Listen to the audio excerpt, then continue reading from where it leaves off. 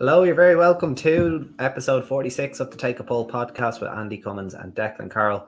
And this podcast is the start of a treble podcast series covering the upcoming Punchestown Festival, the climax of the Irish National Hunt season, which we very much can look forward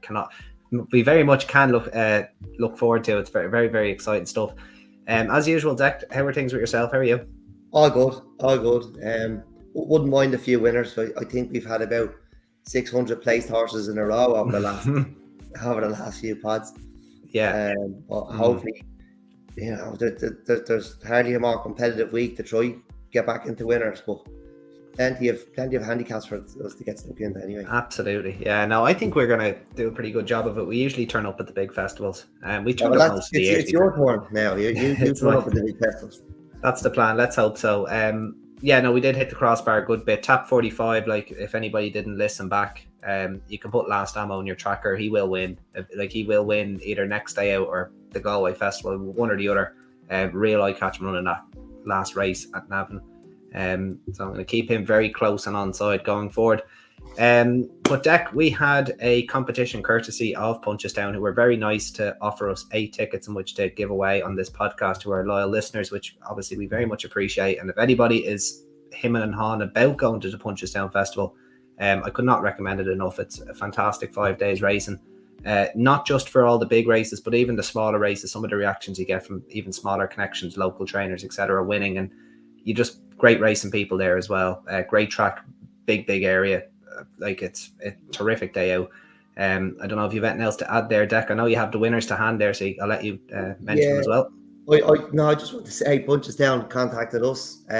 We didn't ask for the tickets, just to say thanks for the support, and here's 8 tickets to give away on your social. So just want to thank Punchestown. They're obviously noticing what we're doing, and they're thanking us. A lot don't want to notice, but Punchestown do a great job, and a great job of trying to get people to the track all the time. They had that great deal for the Winter Festival.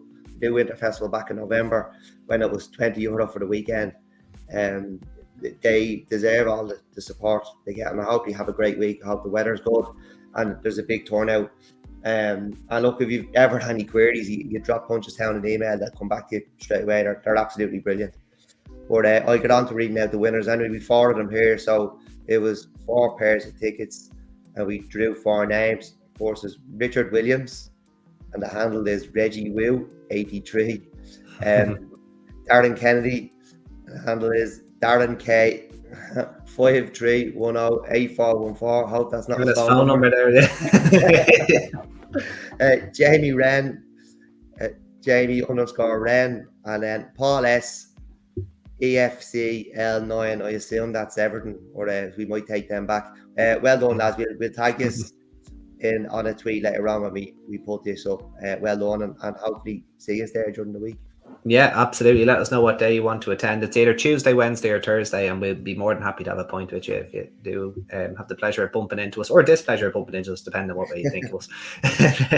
Anyway, Dec, before we get into the 8 races, I just wanted to touch base with you on we had a slight change of plan. We'll just record as the days go on instead of covering all the grade ones as well. But that still doesn't mean we can't touch on what you're looking forward to during this week. So I know there's some, handicaps, terrific grade 1 racing, a bank race every other day as well, and plenty of bumpers. But what are you looking forward to most about the Punchestown Festival? I just love the week. I love the atmosphere at Punchestown. I know they've moved the first 2 days forward an hour, so we can podcast on Tuesday and Wednesday. They've moved them forward to allow people to get home, people travel from the country, and that is probably a good idea. But I just love the atmosphere. Evening meetings, grade 1s at 5:30. You come in from work. If you're not at the racetrack, it's on the telly, it's on RTE all week. There's just a brilliant and unique atmosphere at Punchestown, and I don't think any other festival has it. It's kind of relaxed but high quality racing, and it's great. Like Tuesday, always absolutely a brilliant card, and the Friday can be some crack. I'm not sure I've ever seen a horse on the Friday. Somewhere have too good a time. But the horse I'm probably most looking forward to seeing this week, and I hope he runs, is Bottler Secret. If he runs in the grade 1 juvenile hurdle on Saturday. We covered him the last day when he won at Fairyhouse. It was really, really good. His jumping is excellent. He really warmed to it at Nice on debut. Went down to the first, looked like he never seen a hurdle for. By the time he got to the last, he looked like an absolute professional. Very good again at Fairyhouse. 2 from 2, and I think he could be a champion hurdle horse. Maybe not next year as a 5-year-old, but in time, I think he could be a champion hurdle horse. Yeah, currently trading as the 2-1 favourite for that race. Cargeese in there at 9-4 as well, with Sergino, who is entered. It would be great to see him come over.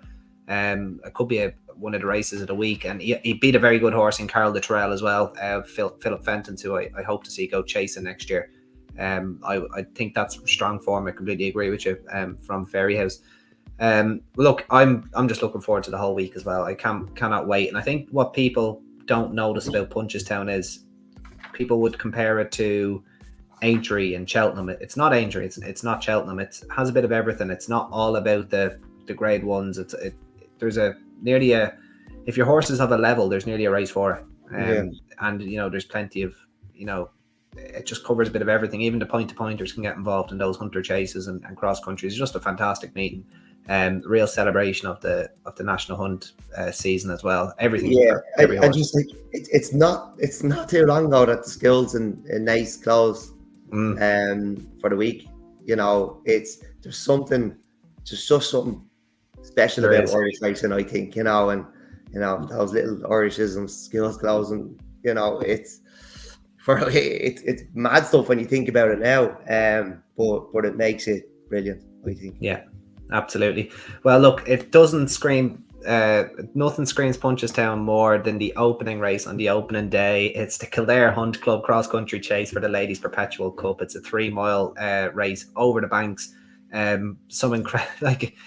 I think we'd actually need a podcast just to read out the conditions of this race. It's not an easy race to get your horse qualified for. I think if it wins twice under rules, you can't run. If you train outside of Kildare, you can't run. There's conditions for riders as well. It's a real unique one. It's a throwback. It's very much a throwback. But even though it's a throwback, there's still 16 runners. A little stat as well. My dad was on to me about stats this about Punchestown. 8 race card. I believe 4 of the 8 had horses. 4 of the 8 races had horses balloted out. And that includes 2 grade 1s, the Perpetual Cup, and 2 bumpers. So the turnout for this card, and I'd say for the rest of the week, is going to be absolutely incredible. I would imagine, Dec, your likely favourite is going to be Casey West. Is it the number 1 on the card there for Philip Rothwell? Just touched off on his rules debut and then made no mistake next time out. But who do you fancy here anyway? Yeah, he is going to be tough to beat. He's a lightly raced 8-year-old. He won a maiden hunter in January at Clonmel, I think. He's going to have to take to the banks though. He's obviously had his issues as well. I think he was once with Willie, was he? Oh, a long time ago, I think. Yeah. He was off the track for a bit as well. But he's going to be tough to beat. But if there is one that to beat him, it could be the Northerner. He hasn't been out of the first 2 in his last 8. He was second to wing leader the last day. He was 4th in this race last year, and this might look a little bit easier than last year for him. He'd be my idea of the winner here. Okay, that's an interesting one. I would probably keep it simple. Like Philip Rothwell is no stranger to having horses over the banks. Obviously, he won a cross country chase all them years ago when he was on with us talking all about Spot the Difference, the Native Jack. Fantastic story if you ever want to go back onto our YouTube page and pull up that Philip Rothwell telling us all about that. So I will stick with Casey West. Still an improver, has been consistent this year, and I will trust that Philip Rothwell has him ready to take on the banks.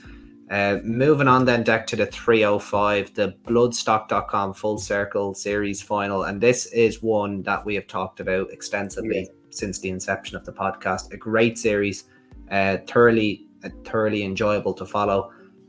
Top weight being Mousy Brown, rated 128, but it's €47,200 to the winner. It's a fantastic incentive. Gives, you know, those middle horses, all the horses that the industry is really made up of, a great chance to run for excellent prize money. Yeah. And it's fantastic to see as well Anthony Honeyball and Ben Pauling, Tom Lacey, Charlie Longston. Hopefully I didn't miss any other British trainers there supporting the race. And especially Ben Pauling, he has a lot of declarations and entries over the week, and I'd love nothing more to see him run well. Like, I love giving stick to the Brits as much as the next Irish person, but I would love to see them have a great festival, because, you know, it's been proven that they can win races over here. Like we've seen, you know, success at the Dublin Racing Festival, and obviously Marsh Wren as well. So I would love to see Ben Pauling have a couple of winners. Anthony Honeyball as well is a great supporter. But anyway, Dec, enough rambling on about that. Who do you like for the final? I know you've had your eye on one for quite a while. Yeah, but he's not running. Of course he's not. To be honest, I'm struggling to split two Crawford horses. Al Khalila qualified at Wetherby. That was the first handicap run. Was third off 109, only a 5-year-old, and ran against Montregard that day. Montregard won twice from 4 in Britain, beat Al Khalila that day at Wetherby, 1.5 lengths off 104. There was £5 between them that day. There's going to be £2 between them tomorrow. I do like Al Khalila, but if siding with one of the Crawford horses, it'd be Paddy's Milestone. He was taken out of racing down Royal by the loose horse. It was the race that Mousy Brown won. He stayed on for 4th that day, beating 7 lengths. This is second handicap run. You know, he was definitely an eye catcher that day. He was badly hampered. But I think it was Musco now when he was loose. As I said, Mousy Brown won that race. Then he followed up at Fairyhouse. He's up £14 overall. And on better ground, he could improve again. Like, he's not going to be too far away. Indoor, Venetia Williams, did you miss that one? I missed. I was just about to say I was going to give Venetia a shout out. Apologies to Venetia. Yeah. And obviously David Maxwell, a great supporter of the game in the UK as well. So best luck to him with this runner. Absolutely brilliant to see David Maxwell coming off the ride. I'm really looking forward to that. I hope he gets a great spin around. And I do think the horse has a chance. He won his qualifier at Ludlow, was second the last day. It would be great to see. And obviously, we can't move on from this race without mentioning a top legend and Dancing Jeremy. Jack Kennedy takes the ride. The horse in the form of his life. His last hurdle run was on New Year's Eve when he was second here, bumping into Catch the Beast. I think that was £1 lower. He ran off. Has he won since? Has he won a chase? He's won over fences. Yeah, he was brilliant over fences. He's not going to be too far away either. It'd be another one we'd absolutely love to see. But for me, it's between the two Crawford horses, but outside of Paddy's Milestone. Right, Paddy's Milestone for Dec. Look, I could talk about this race forever, and there's a great shout out. I have to give James Fahey with Dancing Jeremy to keep a horse of his level so sweet for so long. I've said it on a previous podcast. Like, you're always giving your all with these horses. Obviously, it goes without saying, but how competitive these handicaps are in Ireland. To have form figures of 1-3-2, 3-1-2 in your last 6, and you're rated 118, like, it's very rare. You don't usually see consistency of that nature. Look, he's going to try his heart out probably from the front again. Jack Kennedy booked. You would have to fancy him each way. Like, I'd say he's probably one of your play spot bankers if you're going to be at the course and playing. And I'd love to see him run well, and I will have a few quid in him because he owes nobody nothing. I've actually thoroughly enjoyed watching him this season. Laser Wolf, another one who's been a model of consistency, finally got his head in front there in a maiden hurdle last time out. He could be one that just keeps improving now. I know you mentioned there, Dec, as well, indoor. You could make an argument he's a well handicapped horse because he should have won the last day. Like, it was a desperate error he made of Fontwell. He was 7-4 on to win that day. And the horse just didn't come up for David at the last, and he made a horrendous error, and it cost him the race. Like, he jumps that and goes clear and wins as he likes. He's probably rated higher than 119 coming in here, so you'd have to give him a good chance. And then finally as well, an older horse down towards the bottom there for Anthony Honeyball, World of Dreams. Obviously not the easiest to train, but given how he's so lightly raced and thought once good enough to run in an Aintree bumper that was won by Nappers Hill in 2021, he has won 2 of his 4 starts over hurdles, which were a long time ago at Fondwell and Plumpton, but he did come back behind indoor at Ludlow, just a little bit too keen, and I'd say he just got tired coming around the home turn in his first run in a while.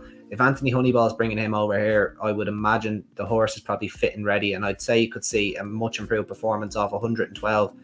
I would tentatively side with World of Dreams for Anthony Honeyball. I think, if you're coming over after such a long break, they wouldn't be bringing this horse over if he was not 100%, and I'd say he'd have to have a pretty good chance. So I would take him, and I will back Dancing Jeremy as well. I can't not.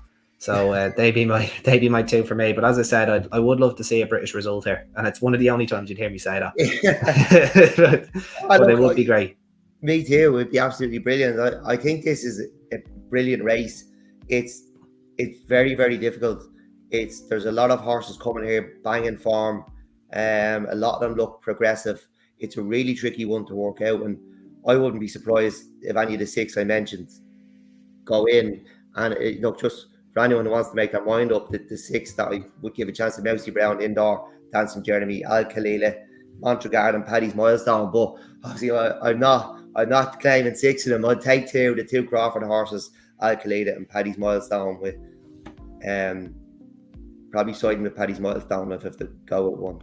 All right, Al Khalila, Paddy's Milestone, Dancing Jeremy, and World of Dreams. We might go for a Cheltenham-style parent forecast, tricast with them ones, and might do that on the day. So we'll be down there. Why not? Have a bit of fun. We might get another video up like we did at Cheltenham. Yeah, exactly. We think of something like that. A little reminder closer to the day. Full circle. Really, a lot of fun to cover that this season. I can't wait to do it again next year. We'll move on to the KPMG Champion Novice Hurdle. And it's been another case of Sladesdale and Ballyburn, Sladesdale avoiding Ballyburn. He's your 5-4 favourite. He's leading the market over Mystical Power, who, in my opinion, probably was the best horse in the Supreme. He just got outstayed on that very testing ground up the home straight. Followed up in gutsy fashion at Aintree, beating Firefox, confirming that form with him. Il Atlantique, finally back at 2 miles. I've been kind of banging that drum since after the Lawlers and Ace. It clearly, in my opinion, has needed this trip. Maybe it comes a little bit too late in the season for him now, though. But 18-1, I could, I wouldn't be surprised if he ran a big race. And then obviously the top 1 Asian Master. You already know what I think about that deck. I was praying we saw, I don't know, Danny Mullins or Brian Hayes or anyone. I wanted to see just someone like that in them, but it is what it is. Dec, who do you fancy here for the champion novice? Again, this is tough. I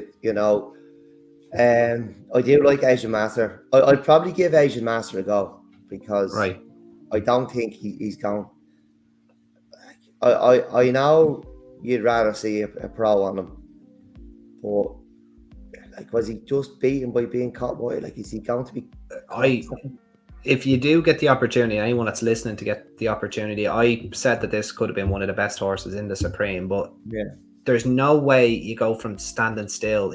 I'd say they lost about 8 lengths just getting unbalanced and not having the horse ready to roll at the turn. The way he corners into the last, as I said, loses about 8 to 10 lengths and then comes home well to challenge for 4th with Firefox or 3rd with Firefox. That was beating ahead or something by Firefox. Yeah, I think he would have been. I think he would have been up there, no joke, challenging with Sladesdale and Mystical Power. It's not as difficult a track to ride. It's no, it's not. No, that's a fair point. It's not quirky. The old course in Cheltenham, you're turning almost constantly. When you're caught wide and you're turning almost constantly, how much ground are you losing? I am prepared to give him a go. Sladesdale obviously won the Supreme, showed a brilliant attitude after being headed by Mystical Power to get back up and win, maybe a shade cosily in the end. Mystical Power, good attitude at Aintree. Is he going to be in great form after going to Cheltenham and going to Aintree? And the fact he ran so well at Aintree, I suppose it's, you had mentioned earlier in the season, it took him a long time to get over his debut at Galway. Yeah, He showed no signs of that when. he's grown up. Yeah. Now Yeah, he did he's look a grown very up. tired horse after Aintree. Like he was, but he was entitled to be. He was He testing was ground. entitled to be like having ran in the Supreme on soft ground. I couldn't have mystical power because he's been to Cheltenham Aintree and what we know happened last summer. So look, I suppose Slade Steel is the obvious choice, but I'm gonna take the chance on Asian Master. Yeah, I'd be very comfortable laying Slade Steel in this race. As I said, I think the ground got him home in the Supreme. Look, I completely agree with you with Asian Master, and I probably have been a little bit harsh, but I just can't unsee what I think I've seen in the Supreme. I do think he's a hell of a lot better than what he has shown, and even his handicap mark kind of shows that. He's a 144 rated horse, which is only £4 worse than Mystical Power, and £7 worse than Slade Steel. So if on handicap terms, I'll be backing him all day long to beat those two.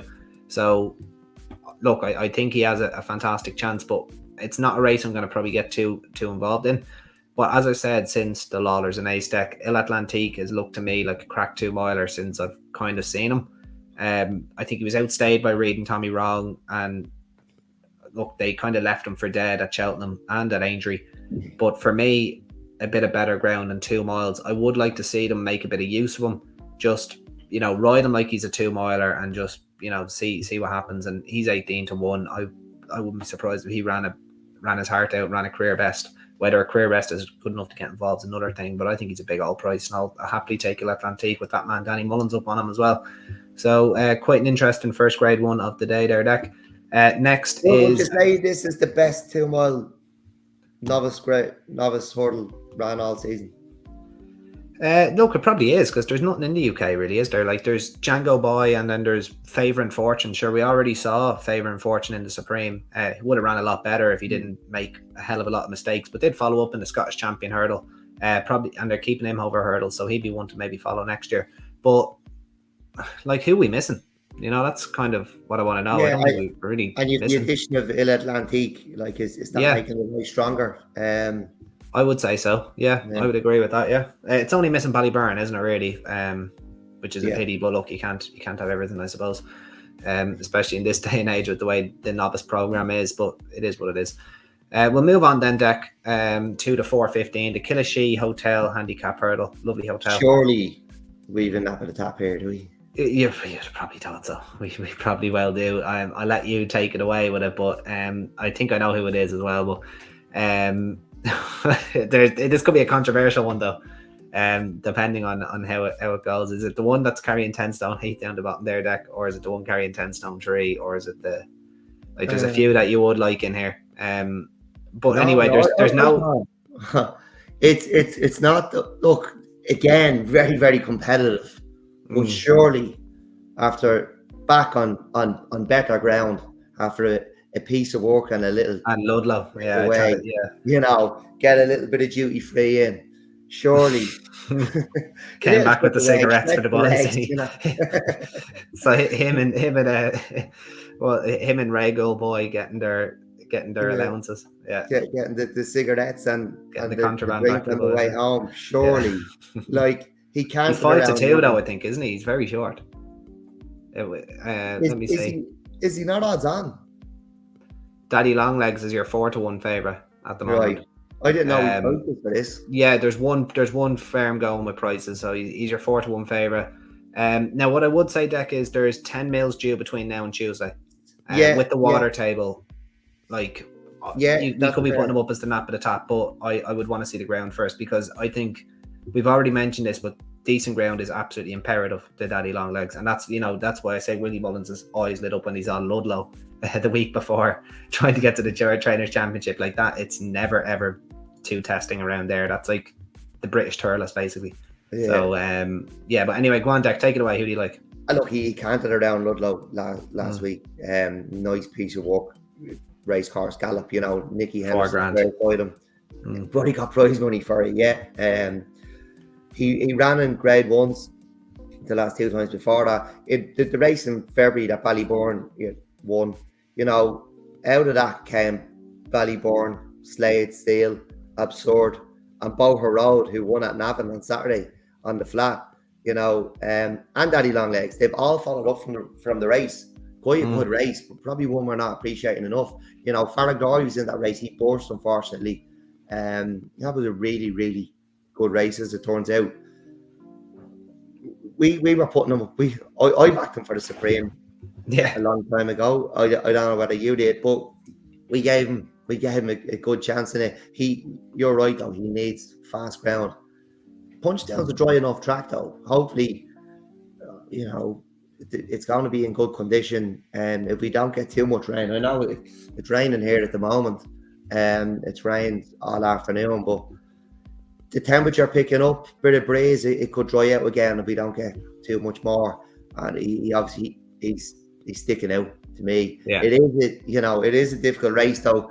There's a few more I like. Nusray, he was dropped in the handicap company for the first time at Leopardstown at Christmas. I'm not sure he was off that day.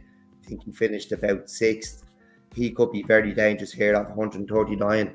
Royal Eagle, his last run was in December at Fairyhouse. He didn't get the clearest of runs. He finished 6th that day. I can see him running a big race, finishing in the places. Maybe Smooth Tom. The Slatterys obviously think a lot of him. He ran in the Grade 1 at Christmas. The race that Daddy Longlegs was pulled up in. He beat Mayor's Walk at Nace before that. He's had some flat runs in between. He ran last month at the Curragh. He's going to come here fit. Cossack Shack, 4-year-old Andy, though, you know, he's going to be tough for him. Gets an allowance, doesn't he? Gets how many is it? Yeah, the handicap doesn't have him as high as he would if he was 5. Really, isn't it? You don't get an allowance. You're just handicapped by age more so. Yeah, no, there is a weight for age. There definitely is a weight for age. There is for sure. Yeah, I'll tell you what it is now. Hold on. There's 100% a weight for age because he's rated 126 or he's rated 128. Sure? Right, he's 128 carrying 10.3, and then Jasco the Dam, the infamous Jasco the Dam above him, 125 carrying 10 stone 8. So there is a weight for age there, all right, for sure. Grant. Okay, and Cornerstone Walsh takes off 5. Yeah, so it's I'll tell you now what it is. 2 seconds. 8 pound weight for age. Yeah, okay. Because Lord Eskin in there at 128, and Cossack Jack in there at 10 stone 3 versus 10 stone 11. So you're talking 8 pounds there. Look, still though, he's still a juvenile. I think it's going to be quite tough for him. Although we do love him, it's just if it's yielding, Daddy Longlegs takes all the beating shortly. And just on Jasco the Dams, it's his handicap debut. There was a lot of fuss made about holy what Jesus, happened at Nace. You know, we've preached to you all year about what to look for. Back him. You know, get your money back if you think that was the plan. But yeah, Daddy Longlegs for me. If there's yielding in the description, you know, I think he wins. Yeah, I could see Jasco the Dam actually running a mighty race, to be honest with you. A bit of better ground, still only a 5-year-old. By the same sire as Sergino as well. So, what price? I think he's gonna. I'll tell you now, he's gonna really appreciate a fence next year. I can tell you that. He's an 11-1 shot, so he's not unfancied at all. He's in the first colours as well. Toto 2 at the white cap. He's your 10-1 second favourite as well. Toto 2. I think Jasco the Dam could run huge. I really do. I think that this was probably just his last one was probably just a sighter, most likely to this. The way they kind of had him. How we call them now? It's a sighter, yeah. That's the best way. Look, they had him mid-div. He could have came home a little bit better, but there is a chance that maybe he'd just prefer a little bit of better ground as well. Like it was quite testing there at Nace that day. It was in early April. I'd give him a good chance. I'd love to see Kings Hill run well. Like he was probably an unlucky loser as well the last day. I think that was at Ballinrobe last week actually. He very weak in the betting, very notably very, very weak in the betting. Made a bad mistake at the last, probably cost him the race, and they did think he was good enough to run the Supreme, albeit at 150 to 1 shot. Went well for a long way, but he just kind of got lost coming down the hill, which again, no shame in that happening to a handicapper in the Supreme. He's rated 134. It might underestimate him. Like he does have a progressive enough profile. If you do take out the Supreme, which you can always forgive a horse in Grade 1 company like that. Again, just another shout out to the British trainers. Great to see Rare Edition over Brentford Hope, the top one for Harry Durham too. Do my best not to miss any this time. Ben Pauling again with Densworth. So with a bit of luck, they do have another bit of a few good efforts here. But it will be just go to damn for me, Dec. As you said, if you think you've seen something or you think they're working back from something, you back them. We won't complain. You back them. And then you complain after you lose money maybe 3, 4, 5, 6 times. Then it gets different. But no, be just go to damn for me, and then you're on the fab. Then you're taking just go to damn, yeah. I'm taking just go to damn. Yeah. I'm taking just go to damn. I would happily follow you in on Daddy Longlegs, but I want to see the weather forecast first, because if soft is in the description, I'm not backing them. No, I need to see yielding in the description. Yeah. And be genuine yielding ground. But if not, I don't know. It's so competitive. I think without him, I think he's a standout. But without him, it gets taken out. It gets very competitive. Like Nusray, Royal Eagle, Smooth Tom, just got the Dam and Cossack Shack. I struggle to split the 5 of them, so I'll just stick with Daddy Longlegs, and hope we have yielding in the description. Sounds good, bud. Sounds good. On to the 450. Dec, you said you had a few stats for me for the Goffs Defender bumper. So without me just kind of going through the potential runners, because basically the majority of these are unraced, I'm going to let you go through your couple of stats there and tell me what bar you fancy. Yeah, well, I was going to leave this race and have nothing for it, but I said I'll just go back and have a look at the stats. And the Masked Marvels are 2 from 4 in bumpers at Punchestown. Stallion, by the way, just in case anybody Sorry? He's a stallion, by the way, just in case there's a few people that aren't into the breeders. Masked Marvels people. Anyway, sorry, Dec. In case that was the trainer. Look, it's a small pool, but it's 2 from 4, not 1 from 2. He's trained by Robert Tyner. He's 12% in bumpers at Punchestown. He's ran in 2 hurdle races.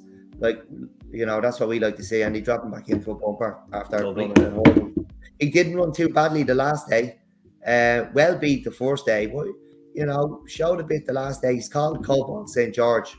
And there is another Masked Marvel in here, John Zach, and he's trained by Willie. Charlie Mullins takes the ride. He hasn't ran yet. Willie's percentage is probably outrageous in bumpers at Punchestown. I don't have it to hand, but I'm siding with Cobalt St. George. The fact that Derek O'Connor takes the ride, and he's had the 2 hurdle runs. That's fair enough, yeah. And then Willie's in the bumper. That the stats would just say just back it. But just back it. Well, I have a look really quick. If you want to, before I can load up the Champion Chase while you're doing that.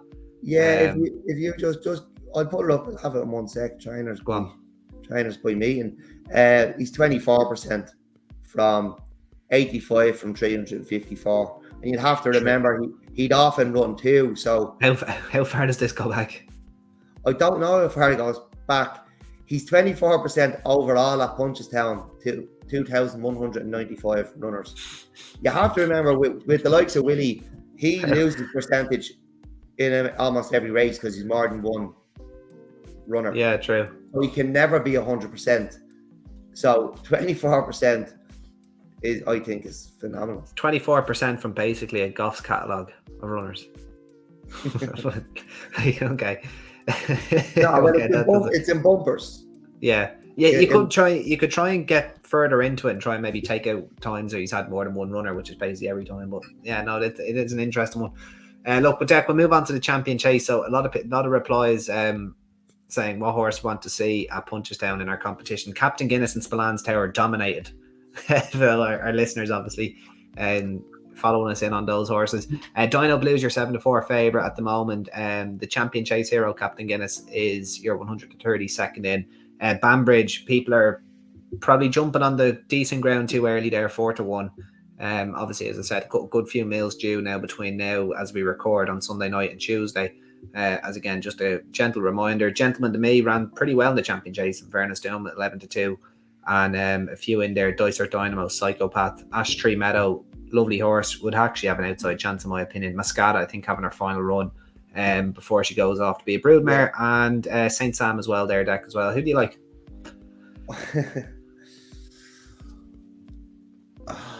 Why am I asking you who do you like? That's a stupid question. That's the worst question I've probably ever asked you, but go on. I was more confident about Captain Guinness at Cheltenham than I am here. I know it's a bit of a downhill finish. They'll probably be out widest, will they? They'll be out as wide as you can go at Cheltenham, at Punchestown on Tuesday. Depending, yeah, they probably, yeah, but look, they start to be adjusted accordingly, though. It's going to be, yeah, I'm just thinking of the stiffness of it, though. Right. Getting home, it's going to be a longer straight. Will he stay 2 miles, half a furlong? Gets a bit of a downhill finish. I think it's more a downhill finish inside, though, is it? I think it's. I'd love him to win. But I know Dino Blue will stay. We still don't know how good she is. You know, it was a massive run from her, I thought, in the mares behind a really, really good horse when she drifted like a barge all week or all day. Banbridge, he won't want much rain, and this is a grade 1. I think every drop of rain will matter more to Banbridge than it will to Daddy Longlegs, because Daddy Longlegs is quite unexposed in the handicap, where this Banbridge running in a grade 1, and there's a Queen Mother Champion Chase winner in here. Fedor didn't stay the last twice, back to 2 miles. He does have a bit to find with Dino Blue, but he's still only a 6-year-old. He could run a massive race. Yeah. Oh, I don't really want to have a bet in this race because I'm unsure on Captain Guinness. It's because he's not 25 to bleeding 1. Yeah, he's too short for me. Yeah. No, I'll just back him for Cheltenham next year. Again, instead of having a bet in this. No, I do think it's going to be tough from. I feel like Dino Blue is going to win this. I think Fedor could run a massive race as well. I hope Captain Guinness wins though. Yeah, Fedor back in trip is very interesting. Like it looked like to me in the hilly way, and a lot of other people, that a step up in trip would have done him nicely when he ran behind El Fabiolo at Cork, and then. But the Dr. Dino. Yeah, that Dr. Dino, he couldn't beat the Dr. Dino 2-miler allegations like Jade de Grugy. Like, this lad is still very much has a case to answer at a trip further. Look, I wouldn't be surprised though if they booked him out and really rode him like a proper 2-miler. He's a decent enough jumper, and maybe 2 miles is just his trip. I wouldn't be surprised to see him run big. Ash Tree Meadow as well, very lively outsider as well, in my opinion. What do you make of Ash Tree Meadow back to 2 miles? Yeah, look, I just think he badly needed it when he was beat by Fernie Hollow. Like, he blew up very, very quickly, but obviously showed his well-being when he came out a week later and won at Navan. So, look, the trip was obviously a question, but at 25 to 1, it's not as if he's a single-figure price. He obviously has less miles on the clock than some horses as well coming into this. Hadn't been to Cheltenham, etc., and he's had another 2 months off. So I wouldn't be surprised if he ran a big one. Dino Blue for me is a bit too short at 7 to 4. She had a tough enough L race in that mare's chase. She's definitely better 2-miler than she is up and trip. But 7 to 4 is just a bit skimpy. Like, at the top of the market, Dec, I'd be sticking with Captain Guinness. I wouldn't have any problems backing him at the price he's currently at now, around 130, 7 to 2 for a champion chase winner. Yeah, it's actually mad. You're not really like, exactly. It is. It's quite bonkers. I'm kind of interested to see how he would have got on at Sandown. What he would have done against John Bond. I'm too emotionally invested now. Yeah, I'm not thinking logically, because I've convinced myself this horse doesn't get 2 miles, and that was why he'd win the champion chase at decent odds. So it's very. I'm not thinking straight. There'll be probably no bet for me in this. All right. Well, he does excel around Navan and Cheltenham, which is enough for me. But like Punchestown, look, he's ran well here enough before, so I'm going to stick with the captain. Even if you're not, I'll stay aboard. And I think after Meadow, I'm just you'll be there with your little flag and your point of Guinness and whatnot at the start. But yeah, no, absolutely, it's going to be a great race. I'm looking forward to it. I'm going to stick with Captain Guinness. I'm going to maybe even do a small reverse forecast with Ash Tree Meadow. I could honestly see him running the big race. Yeah, I heard. All right, I'll back him then. Right, I'll back him. Of course, I'll back him when I'm there. Of course, I'll back him when I'm there. I look. I do think Fedor could be flying the ointment here. I think we're on a big race. Or I can't really. I've no strong opinion on it. I'd rather leave it than pick Captain Guinness. I don't not pick him for the sake of it. Like, you know, I do hope he wins, obviously, and backs it up. Of course. Because he was still, people are saying he only won because El Fabiolo made a mistake, but jumping his game, and I think he made him make the mistake. He was just too quick for him, and he'd have lapped him on Saturday. John Bond did it to him on Saturday, sure. Yeah. Like, that's all like it takes. It's we've said it multiple times. We said it with Shishkin, we said it with El Fabiolo. Open 2 mile chasing is not open. Novice 2 mile chasing, it never will be. If you make an inch of an error, you're done. You're either on the deck or you make a calamitous error. And the way El Fabiolo came up that hill, like Jenny Macca, he'd be like a King George type of finish on him. I thought anyway. Like, he does shape like a stair. He always has done it, you know, as does John Bond. Like, he made that real staying test. Yeah. Oh, he's a joy, isn't he? I know we're kind of getting off topic, but he's brilliant. You know, like he's so versatile. We're so lucky that he's owned by the man. He's owned by a real racing man who, you know, puts his foot down, run my horse. He dances every dance.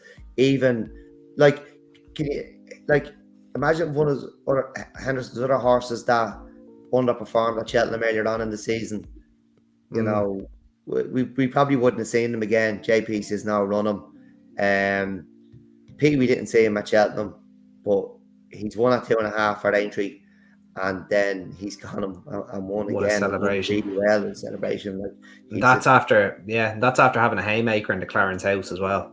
That's what I mean. When you underperformed, like, you know, if he was owned by anyone else, we mightn't have seen him again if the trainer got his way. But fortunately, he is owned by the man he's owned by, and he's a proper racing man, and we get to see him and we get to enjoy him. That's what racing is about. That's what, you know, he's a proper superstar. Yeah, absolute legend. On to the 6 o'clock, and this is probably going to be roles reverse deck, except it'll be me, him and Han about Spillane Tower, then you, him and Han about Captain Guinness. So this is a brilliant race as well. 8 runners. Your 15-8 favourite is a horse we both agreed on for the Cheltenham Festival, but was kind of beaten by a freak in a Factor File. Monty Star, your 15-8 favourite. And then we've Spillane Tower in here at 9-4. Just a little footnote though. Jimmy Mangan wants to see rain, or else he will not run. So that's it's raining at the moment. It's raining at the moment, which is great. And despite, like, he's ran well on yielding ground before. Like, he ran on it plenty as a novice hurdler. Well, hopefully it rains after the handicap. Yeah, exactly. Perfect. Yeah, exactly. Look, what a season Spillane Tower's had. But anyway, there's a few other nice horses in here as well. American Mike, Embassy Gardens, who I was going to hope would set the market a little bit more for us, but not quite. He's in here 5-1. Salvador Ziggy, don't know what the hell is wrong with him in the National Hunt Chase. Sandor Clegane, Sharjah, who has been a 3-miler all this time, apparently, winning at Ayr. And 3-card Bragg as well, who we haven't seen since he was second to Monty Star on New Year's Eve at Punchestown. Who do you like here, Dec? It's between Monty Star and Spillane Tower for me, and I'm at the moment I'm siding with Monty Star. I thought his jumping was absolutely exceptional at Cheltenham in the RSA. It's one of the best I've ever seen for a novice. You know, he just, it's like Coney Gray. Yeah, absolutely brilliant. This is only his 4th chase, whereas Spillane Tower has he's had a busier campaign. He's been campaigned brilliantly now, but his Gold Cup was probably the Powers Gold Cup that he won at Fairyhouse, and look, Monty Star's probably the fresher horse, and I wouldn't mind seeing Monty Star make it here and put them all under pressure with his jumping, because he was taking lengths out of the field and Rachel was taking a pull and dropping him back in, you know, which we were delighted to see. In hindsight, and it's always easier in hindsight, maybe she could have sent him on a little bit sooner. But, you know, how often do we say you don't do that at Cheltenham because you don't get home then? It was just the fact that when she didn't, he bumped into something that didn't jump and just bolted up. So I would make a lot of use of us jumping, and I'd put them all under pressure. And I think if she does that, it's going to be very, very difficult to beat with Spillane Tower. Maybe just feeling the campaign he's had more than Monty Star, if you get me. Like, you know, I'm not saying there's anything wrong with the campaign, it's brilliant. But Monty Star's coming here a little bit fresher. It's the last day of April. Spillane Tower has been on the go since October. You know, it was October, wasn't it? No, Halloween, I think it was, around that. Yeah. So he's had a long season, and Monty Star made his season debut in December, I think, and it's, as I said, it's only his 4th chase start. So if she bounces out, puts them all under pressure with his jumping, I think it's going to be very difficult to beat him. Yeah. Well, the way I kind of saw this race, I don't see a lot of pace on. So you're going to want Monty Star to make it, or else, you know, if this turns into a sprint, he probably hasn't a prayer. So that's one thing. And Rachel probably should, because he does jump fence to fence and he takes lengths out of horses, and that would be the way to ride him. But American Mike, Embassy Garden, Salvador Ziggy, Sender, Clegane, Sharjah, 3-Cart Bragg, Spillane Tower, like none of them are going to go forward. So something's going to get an easy lead. It happened in the Powers Gold Cup where nothing really wanted to make it, and then they started getting racing down the back, and if anything it really just suited Spillane Tower. I could foresee a very, very similar race here, except just over 3 miles, and if that's the way Spillane Tower is used to going through the season, I think he'd be very hard to beat. I really do. I know I'll be going with JP shaded goggles here possibly, but I have said all season that I've waited for this horse to see 3 miles, and you'd see a 10 to 12 pounds improvement. Yeah. I agree. He's going to improve again, stepping up and trip. It's just you're kind of splitting hairs. Although you're splitting hairs with them, it's very difficult taking the angle that Monty Star. He's going to improve for his 4th chase start as well. You would have thought, yeah, absolutely. But look, what Spillane Tower has done at the shorter trips, and I'd almost even include the Powers Gold Cup in this, is a bonus to what we're expected to see. Yeah. As you said, the only worry I would have was the fact that he's been on the go since October, and he has had his 6 chase starts, but they have kind of been spread out. So like he had a break from Punchestown in January to March. That was nearly 2 months. And then obviously wound back up for the Powers Gold Cup. Still only a 6-year-old. I think he's a nice constitution. Ran well after not as busy campaign, but he did run well at the festival last year over hurdles. I'd still strongly fancy him. I'm not going to desert him, absolutely no way. And that's as much. I have a lot of faith in Monty Star as well. I think he could be a future Gold Cup horse, but I'd have these two a long way clear. They mightn't be a long way clear on Tuesday because there's not going to be a lot of pace on. But if there's not a lot of pace on, it's going to suit Spillane Tower. And maybe Sharjah, but Sharjah has to be ridden from the back. And if Sharjah won this, it'd be the most disappointing result. Look, it's a legend of the horse that he is, but it'd be a very disappointing result. Yeah, well, you would be disappointed, yeah. Yeah, so no, Spillane Tower for me, I'm very, very happy with him, and I'm very much looking forward to seeing him over 3 miles. And I really want to see a performance that we can remember. The horse owes me nothing, by the way, but just I'd still love to see a big performance. Race of the day, in my opinion. Moving on then, Dec, do you have any more stats for the concluding bumper, the second bumper on the card, the higher NIH flat race? Yeah, I'm going to give you one here that that'll probably be bar to 1. Do we have prices for the race? I highly doubt it. Let me have a look. No. I mentioned this one to you before we came on. You hadn't even heard of the sire Laurel. Let me see if I actually see it in front of Laurel. Oh no, okay, yeah, German stallion. Okay, no, I haven't actually. By Monson, 2018 stud fee. That's never usually a good thing to see. For $2,000, right? Who's he sired here? Laurel. Le Carew is his best horse over Obstacles, and Lovato. I've never heard of any of these. Okay, but anyway, educate me about offspring of Laurel, the German sensation. Go on. Well, he's 100% in bumpers at Punchestown, 2 from 2. Again, it's a small pool. You can't really argue with that, can you? As I said, not 1 from 1. It wasn't, you know. Yeah. Once can be a fluke. It wasn't a fluke twice. Who were they actually? Can we find them? I'll do my best to find while you're spitting the stats. Go on. Well, that's the stat.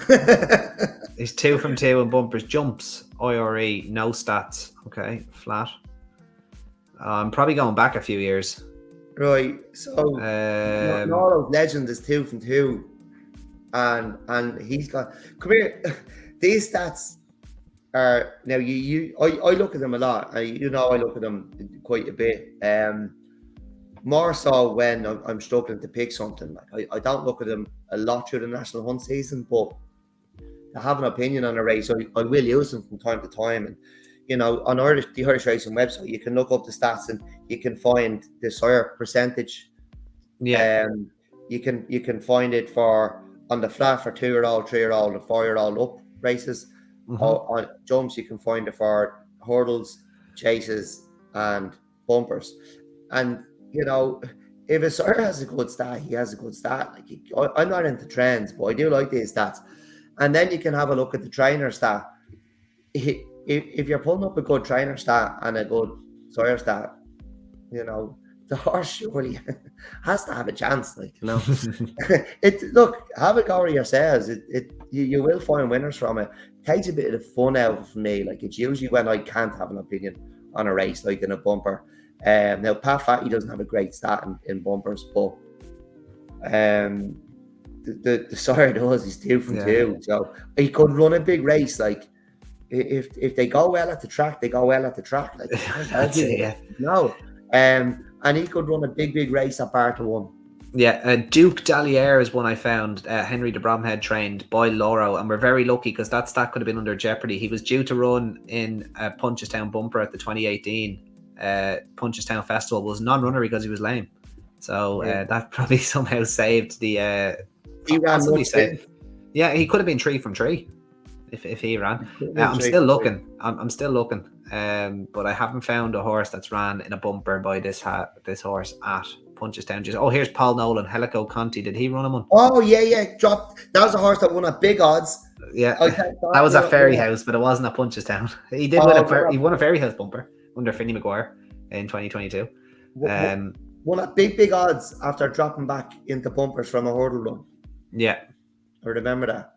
Yeah, there we go. So look, I'm probably not going to find, like, there's not too many horses by Loro that have won in Ireland. So, like, if you gave me long enough, I could possibly find those 2 horses. And you know what? If I do find those 2 horses, I'll post them on the tap page. We'll get a tweet up, and maybe even a video of the race. We'll see.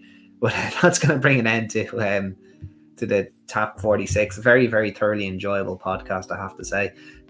Do we have a nap at the tap? I don't think we do. I don't know if we agreed on anything, did we? I thought we were going to have one with Daddy Longlegs, but obviously you're going for the yoke that wasn't off at Nice. Yeah, exactly, and I'm going to look like a genius. Yeah, no, it'd be Jasco the Dam, Spallan's Tower. They'd be my 2 main bets on the card. I would say though, Anthony Honeyballs in the median final.